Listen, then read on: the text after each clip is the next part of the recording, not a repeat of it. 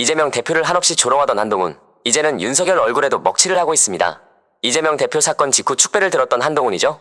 그런데 너무 오만한 나머지 이제는 정부 여당 전체를 위험에 빠뜨리고 있습니다. 영상 시청하시기 전에 구독과 좋아요 한 번씩 부탁드립니다. 한동훈이 김건희 특검법 등 쌍특검법이 정부로 이송된 것과 관련해 정쟁을 총선 전국 내내로 끌기 위한 의도라고 생각한다고 밝혔습니다. 제정신이 아닌 겁니다. 법무부 장관 출신이 어떻게 이런 말을 할 수 있는 건지 대단할 정도인데요. 한 위원장은 이날 충북 청주시 청원구에서 열린 충북도당 신년인사회 직후 기자들이 윤석열 대통령이 거부권을 행사하면 더불어민주당은 헌법재판소에 권한쟁의 심판을 청구할 것이라고 하는데 어떻게 보나라는 취지의 질문에 민주당이 하는 헌법재판 중 의미 있는 헌법재판이 있었나라며 이같이 답했습니다. 답변 자체가 오만하기 짝이 없죠. 권한쟁의 심판이란 국가기관이나 지방자치단체 간의 권한 다툼이 있을 때 헌재의 판단을 구하는 제도입니다. 한동훈은 윤석열이 김건희 특검법에 거부권을 행사하는 것에 대해 각종 여론조사에서 부정적 여론이 높게 나온 것과 관련해서는 여론조사 결과는 제가 언급할 문제가 아니고 이 법이 왜 악법인지 여러 차례 언급했다고 말했습니다. 이번에도 역시 본인에게 불리한 질문은 매번 모른다, 내가 언급할 문제가 아니다라며 피해가는 모습입니다. 국민 여론을 대변하는 것이 여론조사인데 이 결과를 철저하게 무시하고 있다는 걸 드러낸 겁니다. 한동훈의 이러한 태도는 결국 논란으로 이어지고 있습니다. 아무리 그래도 한 지역 치안을 책임지는 경찰서장인데 더구나 경호 지휘를 위해 현장에 온 분한테 손가락을 까딱거리며 오라고 손짓하는 건 예의에서 한참 벗어난 것 아니냐. 4일 한동훈 국민의힘 비상대책위원장의 광주 방문 과정에서 일선 경찰관들이 한 말입니다. 한 위원장 동선에 맞춰 곳곳에 투입됐던 일선 경찰관들 사이에선 경호 인력이 너무 과한 것 아니냐, 경찰을 너무 막대하는 것 아니냐는 비판이 나왔다고 합니다. 대표적인 게 이날 광주 서구 한 식당에서 일어난 경찰서장 손가락으로 부르기 사건입니다. 논란의 중심에 선 인물은 윤석열의 측근으로 꼽히는 주기환 국민의힘 광주시당 위원장인데요. 한 위원장과 함께 점심 식사를 위해 식당에 들렀던 주기환 광주시당 위원장이 현장에 있던 광주 서부 경찰서장을 향해 수차례 손을 까딱거리며 부르는 모습이 목격된 겁니다. 이를 지켜본 일부 경찰관들은 비대위원장도 검사, 국민의힘 시당위원장도 검찰 출신이라며 경호를 받는 입장에서 시당위원장이 현장 경호를 지휘하는 경찰서장을 손가락으로 부르는 건 예의에서 한참 벗어난 것 아니냐고 했습니다. 실제로 주 위원장은 검찰 수사관 출신으로 윤석열 측근으로 꼽히는 인물입니다. 지난 지방선거에선 광주시당 후보로 출마해 낙선했는데 광주 전남 다수 경찰 및 검찰 관계자가 연루된 사건 브로커 성 아무개 씨가 검찰에 구속되기 전까지 성 씨와 골프 모임을 유지하는 등 유착 의심을 사고 있기도 합니다. 문제는 이게 끝이 아닙니다. 이태원 참사를 겪고도 경찰 지휘부가 다수 경찰력을 특정 인물 경호에 집중한 문제도 지적되고 있거든요. 광주 경찰은 이날 한 위원장 경호에 400명가량의 경찰을 투입했습니다. 이재명 대표 사건 발생 이후라도 과하다는 지적이 현장 취재진과 경찰 안팎에서 제기되고 있는 이유입니다. 광주경찰은 이날 휴가자 및 행정요원 일부를 제외하고 광주경찰청 산하 기동대 4개 중대 전체를 한 위원장 동선마다 배치했습니다. 광주 광산경찰서, 서부경찰서, 북부경찰서는 형사, 수사, 교통, 정보, 경비과 소속 경찰관 수백 명을 한 위원장 경호에 투입했습니다. 그리고 기동대원 등 일부 경찰은 한 위원장 경호를 위해 휴가가 반려되기도 했죠. 광주소방본부는 경찰 요청을 받고 한 위원장 동선마다 119 구급 차량을 따라붙도록 했습니다. 광주 5개 구, 150만 시민의 안전을 위해 경찰력과 소방력을 균형감 있게 배치해야 한다는 점에서 특정 인물 경호에 과도하게 인력을 집중시켰다는 비판에서 자유롭기 힘든 이유입니다. 경찰 및 소방 인력은 제한이 있는데 이 중에서 수백 명이 한 위원장 안전 확보에 쏠리면서 범죄 예방 및 대응, 집회 질서 유지, 구조 구급 상황 대처에 빈틈이 생길 수밖에 없기 때문입니다. 이재명 대표가 헬기를 탄 걸 가지고 뭐라 하더니 정작 400명의 공직자들을 시민으로부터 차단되게 만들고 제정신입니까? 한편 과잉 경호 비판을 받는 경찰 경호를 놓고 국민의힘 측은 논란에 휩싸이기도 했습니다.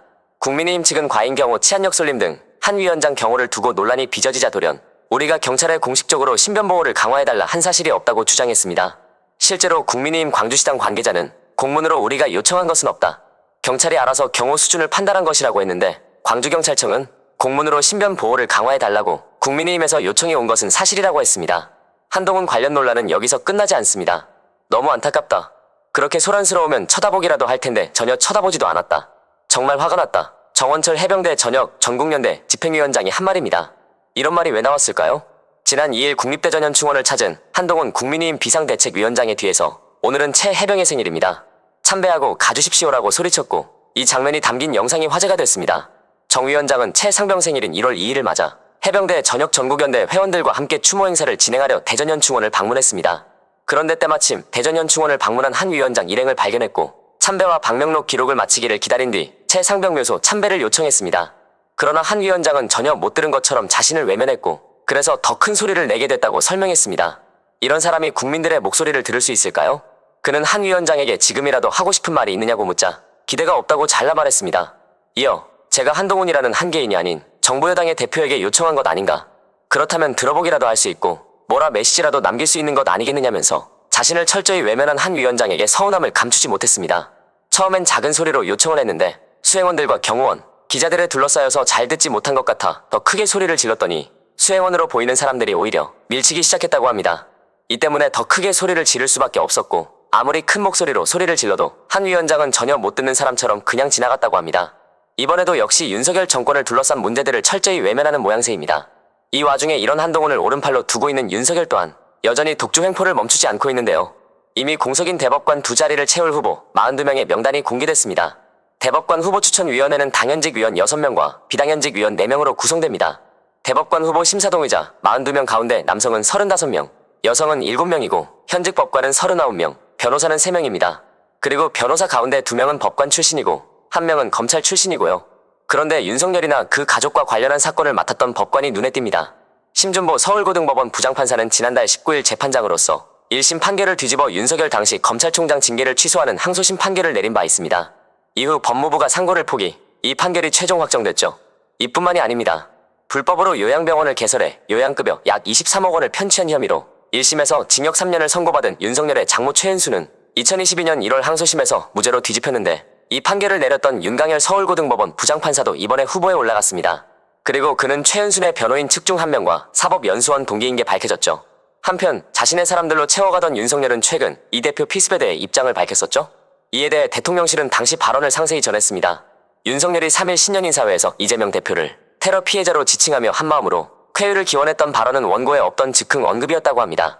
대통령실 관계자는 윤 대통령에게 원고를 드렸던 시점은 사건이 있기 전이었다며 윤 대통령이 원고를 보지 않고 하신 말씀으로 안다고 했습니다. 윤석열은 이날 발언 도중 원래 오늘 이 자리에 참석하시기로 했던 민주당 이재명 대표께서 어제 테러를 당하셨다며 그래서 치료 중이시다라고 말했습니다.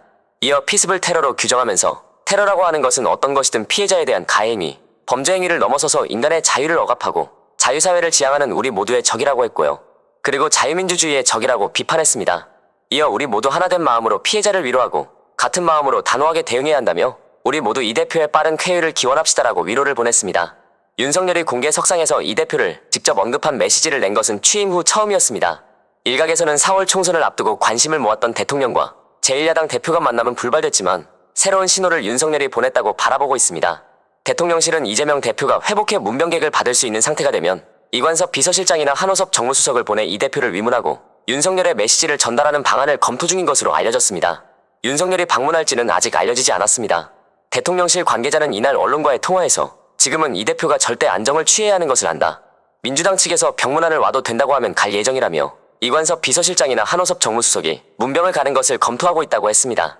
대통령실은 이르면 이번 주말 또는 다음 주 중 문병이 가능할 것으로 예상하고 있는데 저는 이런 말씀을 드리고 싶습니다. 이재명 대표는 이미 해당 사건이 있기 전부터 심한 괴롭힘과 억압을 당해왔습니다. 그리고 이 부당함의 중심에는 언제나 윤석열이 있었죠. 과연 윤석열의 발언을 순수하게 받아들여야 할까요? 영상 마치겠습니다.